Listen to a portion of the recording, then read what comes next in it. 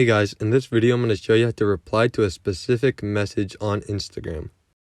So you might want to reply to a message that your friend sent a while ago, but you don't want them to get confused and think it's to a message that they just sent.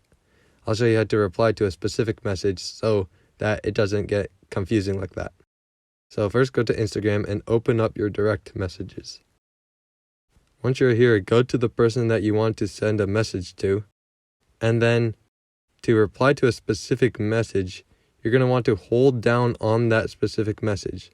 So press on the message until this shows up. Once this shows up, click reply in the bottom left corner. If you click reply, then it'll give you the option to send a text instead of clicking the emojis.